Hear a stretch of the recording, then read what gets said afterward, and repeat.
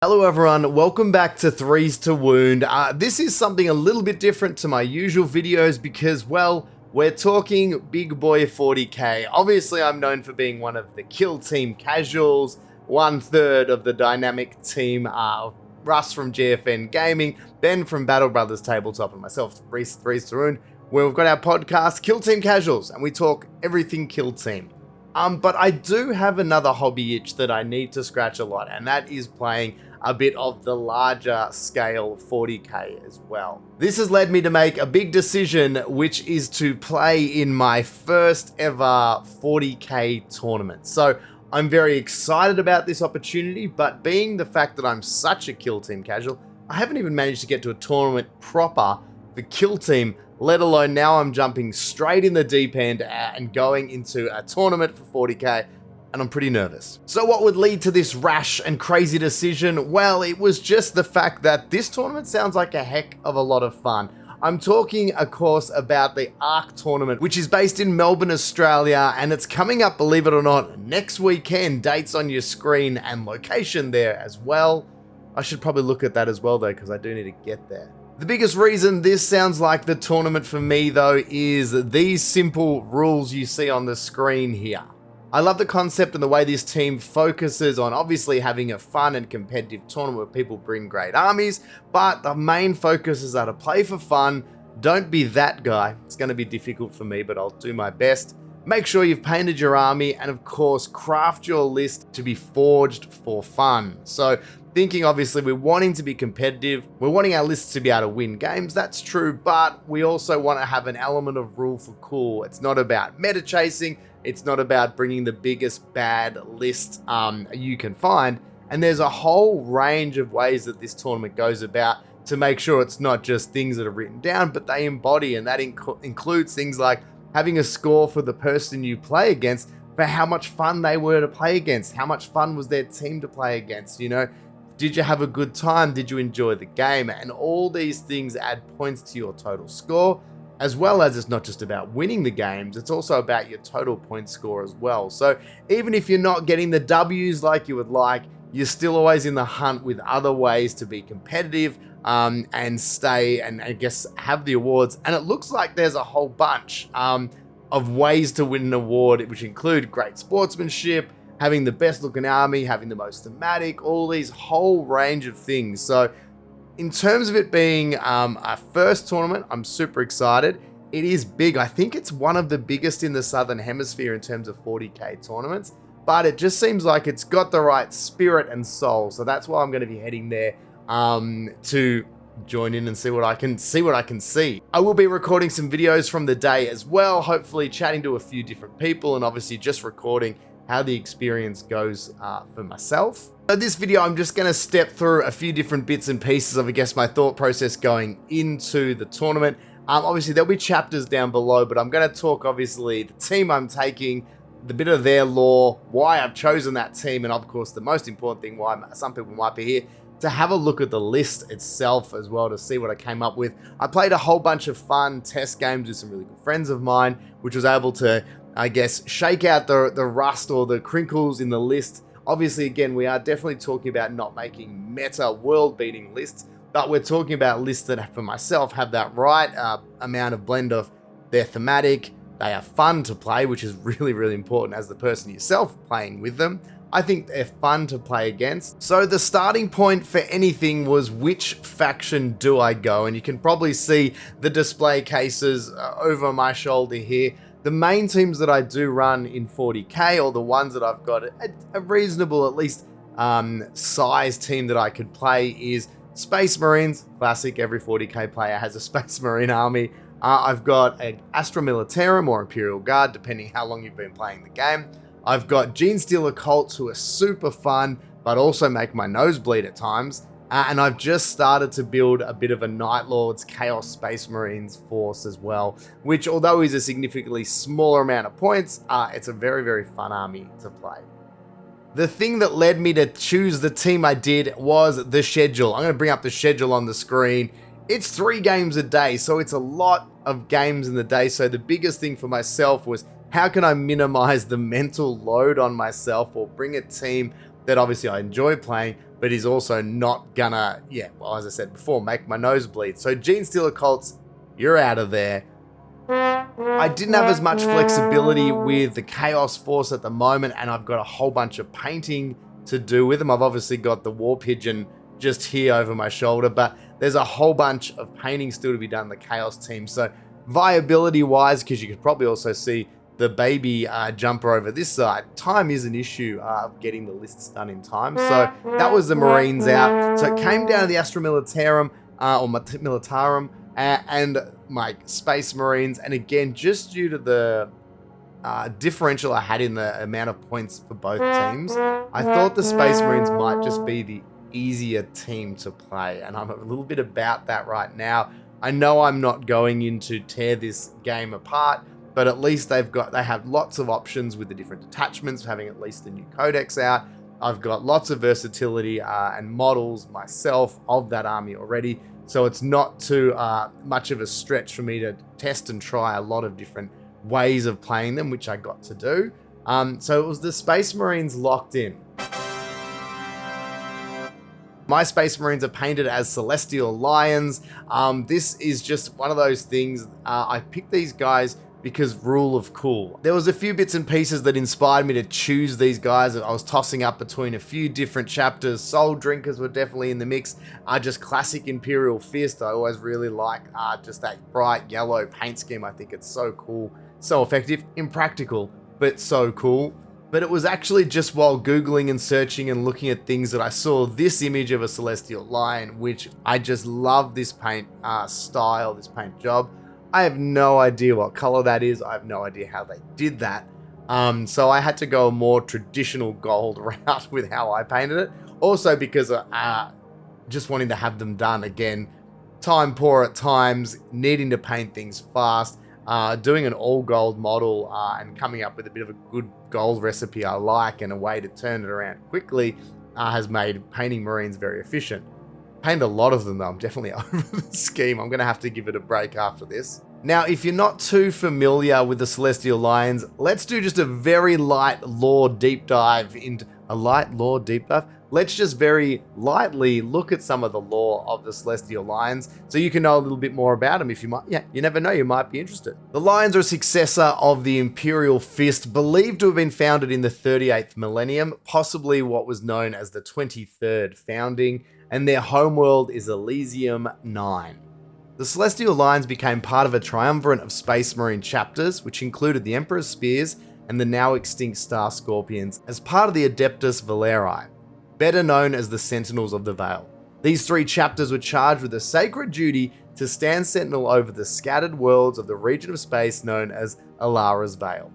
The Lions have a fierce pride and strict moral principles, and this has led them to clash with the shadowy machinations of the Inquisition and has now contributed to their current path towards near destruction. This all started back in 948 M41 when the Inquisition called upon the Celestial Lions to come aid them to help put down a planet-wide revolt on the shrine world of Qatar, an ecclesiarchy world enthralled to the ivory tower priests of the Imperial Creed. Unbeknownst to the wider population, the priesthood had secretly fallen into deviancy and worship of the ruinous powers. The priesthood had corrupted the people of Qatar through blasphemy and lies, compelling enough to sound like truth to a society weary of their prayers going unanswered. The Lions help support the existing Inquisition blockade by providing the grunt work on the ground, descending on the planet in large numbers and wiping away all military resistance. Their job completed, or so they believed, they returned to orbit only to witness the blockade carry out an exterminatus. The Inquisitor, having deemed the world irredeemable despite the Lions' efforts. The Lions were aghast and decried the Inquisition's actions. They sent word throughout the subsector, warning all Imperial outposts and regional governors about what had occurred, and they even sent a delegation to Terra to take the matter further. Unfortunately, the ship never reached Terra. It was found wandering in the void, an empty husk in Orc territory. An apparent ruinous warp flight was the cause. Despite the fact that their initial cries had been unheard, they continued to pursue the matter. No one heeded their words, except perhaps the Inquisition. This all came to a head during the Third War for Armageddon, the Lions again heeding the call to war, committing their entire chapter to the planet's defense.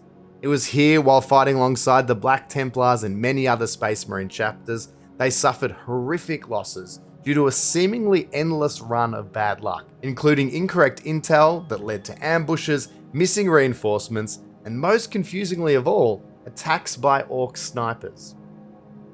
It was only due to the support from their cousin chapter, the Black Templars, that any Lions made it out of the campaign at all. Their bad luck would continue to follow them even into the Era Indominus and the opening of the Great Rift.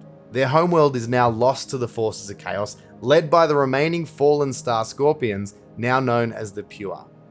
This is just a super light overview. There's a heap of detail about these guys, and definitely worth checking out some more of the lore. So if you are interested, check out the book Spear of the Emperor, Armageddon Anthology, and Blood and Fire novella as well. Those are all worthwhile, and there's a whole bunch of extra tidbits. You get to see a bit more about how the Lions function as a force, but you can see they've had a pretty rough trot, and that's kind of what led me to the lore behind my own list. I was looking at the different detachments that could possibly be run, and I ended up landing on Ironstorm Detachment. No, not just because it's one of the better ones in the new Space Marine Codex, which it is, but I love the idea that even with the Primaris reinforcements that a lot of chapters, including the Lions, have hopefully now received, that they are still a chapter in decline, and they are still a chapter now that would feature a lot of dreadnoughts, a lot of vehicles, and they would start to, I guess, fight differently than maybe they once would have, definitely in a more defensive, capacity, due to the fact that they couldn't afford losses. So I definitely feel like it's changed their doctrine. I think it would definitely have made them a lot more bitter, a lot more untrusting because they feel so hard done by. So therefore I thought that, the nature of the Ironstorm detachment that leads into the Iron Hands way of persecuting war, I feel really ties in with how I see the Lions being now. The interesting thing about the tournament we're looking at here, now I had the team I was playing, I had also decided obviously what detachment I wanted to go.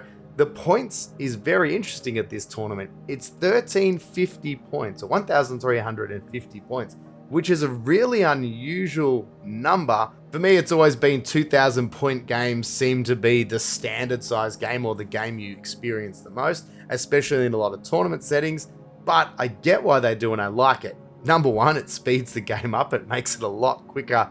1350 points to 2000 means that there's a lot less units on the table, a lot less dice get rolled, so you're able to get through those games in a much more manageable amount of time, which is fantastic. There's a little bit less of a mental load, again, less units, less things to think about, less things to remember, but it really makes you have to make some interesting choices with your points management. It encourages you to lean into a certain type of list or playing a certain way.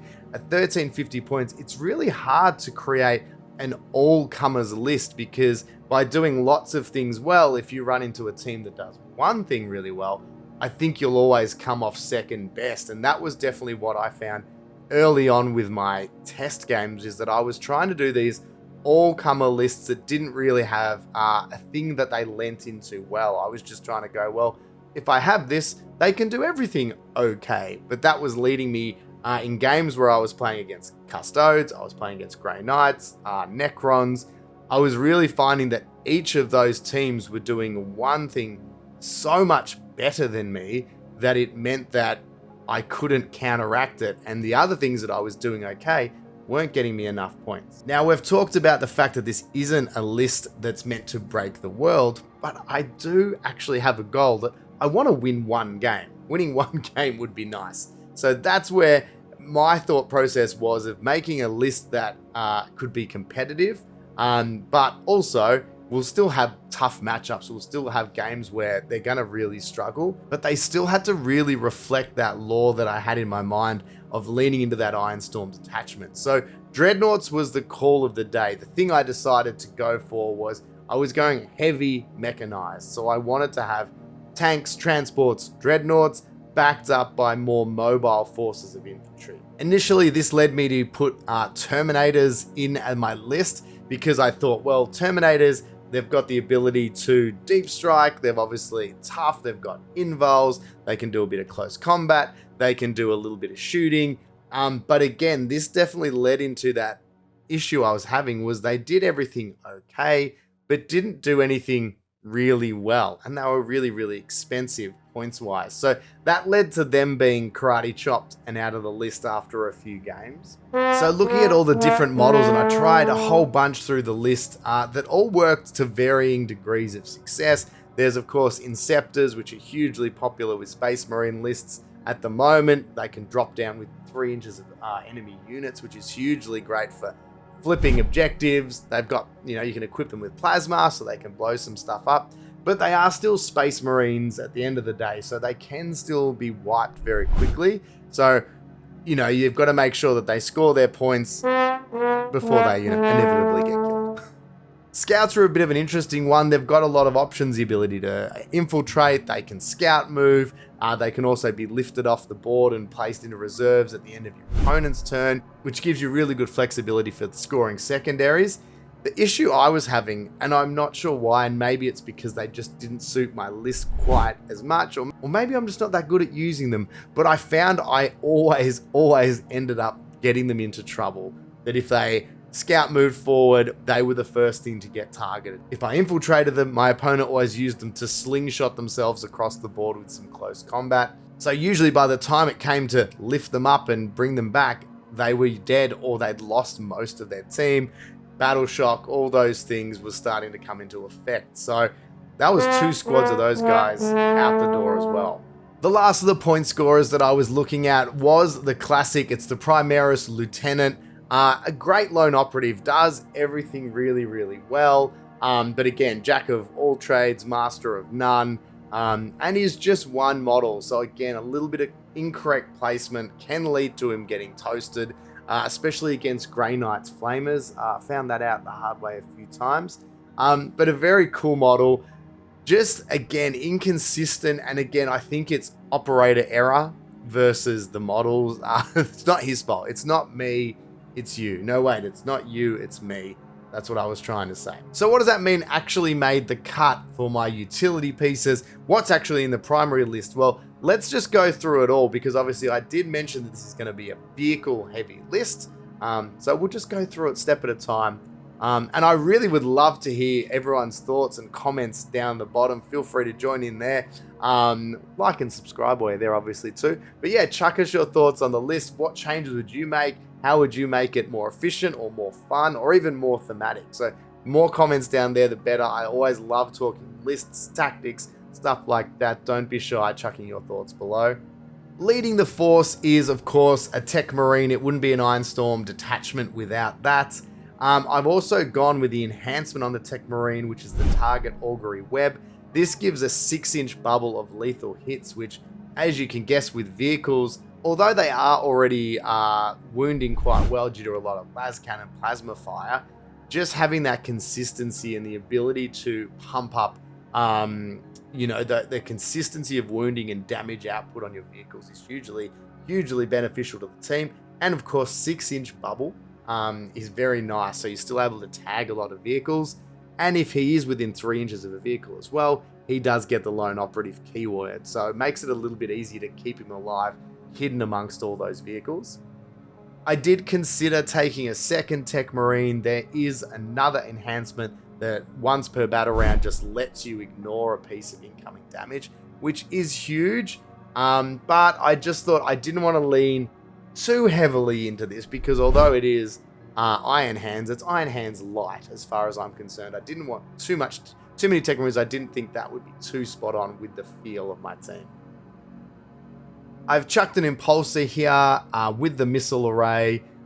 These are just a super easy to use transport. It gives another armored option. And of course, as is the way with these guys at the moment, there's going to be 5 Hellblasters hooning around in that, using the firing deck to shoot out.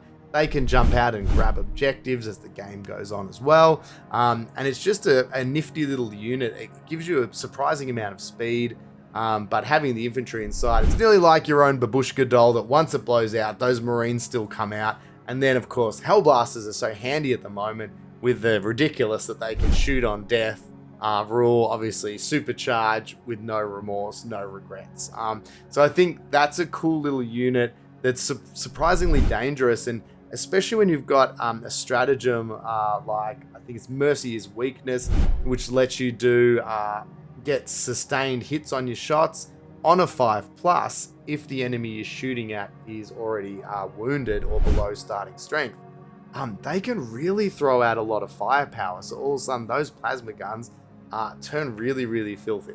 So obviously the Hellblasters are the first of the more traditional data sheets. Then we're going to quickly chat about what I ended up using for my, I guess my tactical units, my units that are going to sneak and get secondaries. I decided to go with 2 5-man squads of assault intercessors with jump packs. Number 1, rule of cool. I've just always loved these models.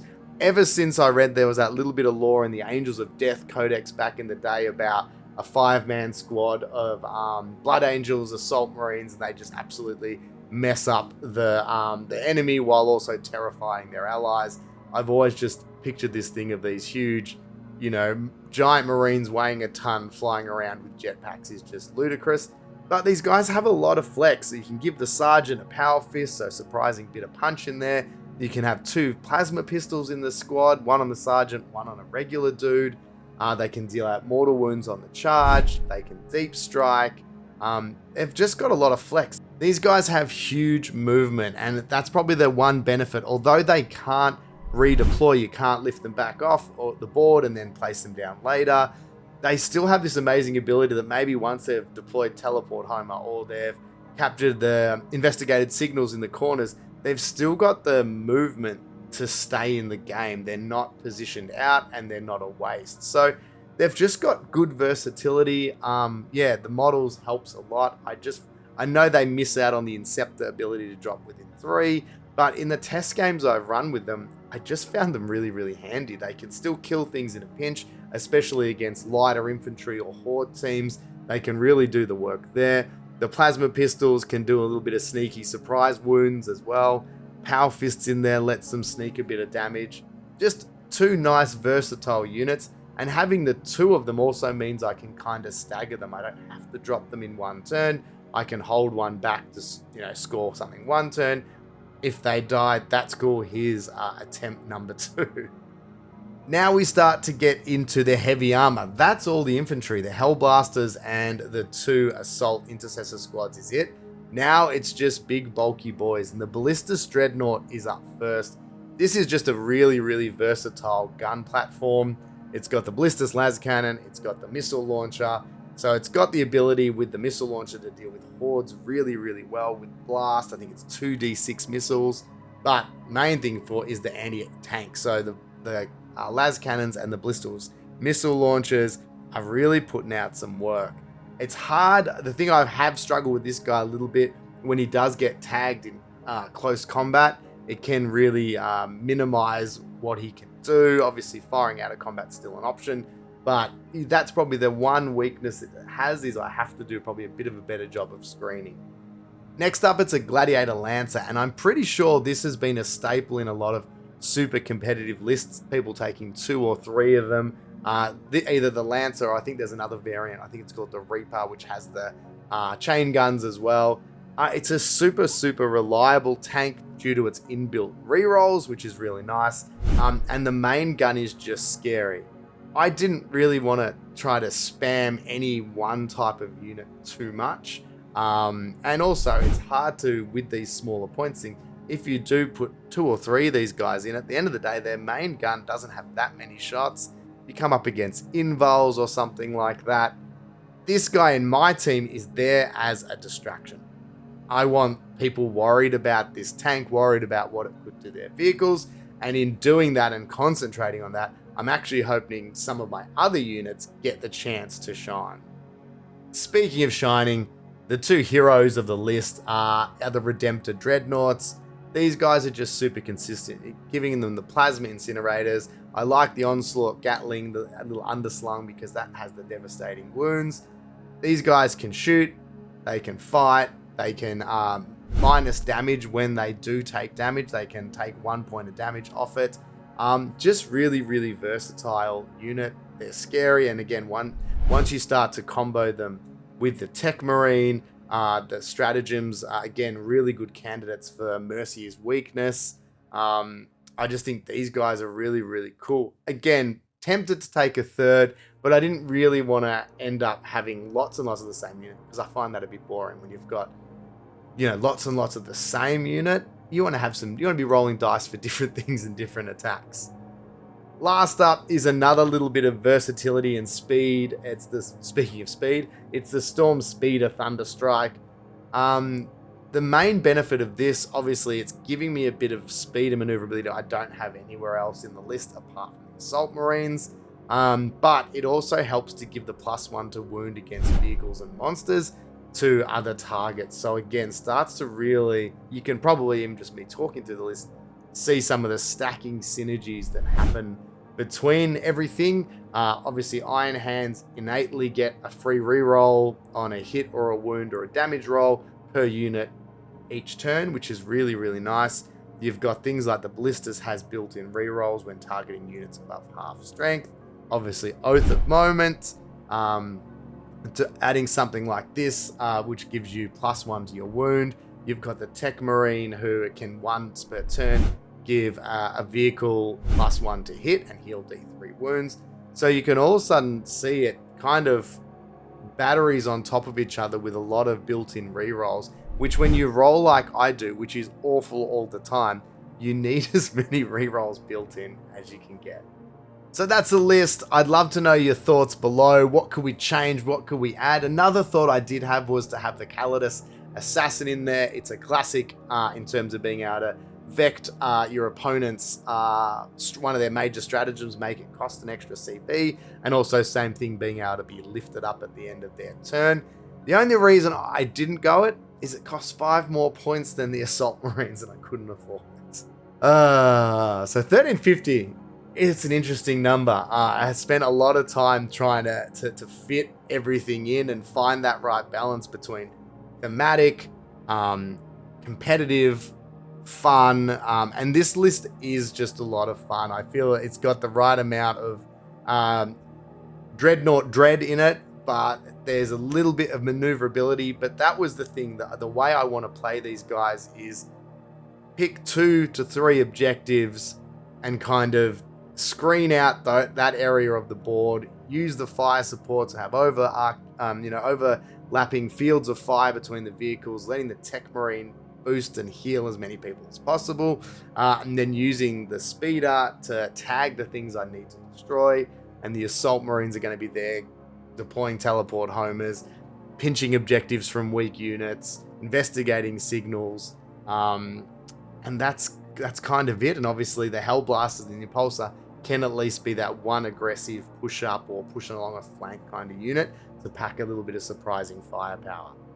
If you have made it to this part of the video, thanks so much for watching. I appreciate you hanging out and listening to my rambling. If you're interested in the event, if there's tickets still available, I'm not sure at the moment, but I will put the link down below, so check that out. Even if you're interested for next year, I think after this one, I'm pretty excited. My friends and I heading into the next year are going to do a bit of like an army build leading up to it. So kind of doing a bit of a start either a new team or build on an existing team with the intention of over time painting and bringing some new units. So we might even record some of that journey of testing these armies, what you add in, what you take out. I might even have to rely on you good people out there to help me choose what team, paint schemes, all that stuff. So if that's something you're interested in as well, let us know below. This is obviously something a little bit different to what I have been doing, but I do just love talking building lists, talking lore, all this stuff. So hopefully you got something out of this video, and we'll see you in the next one.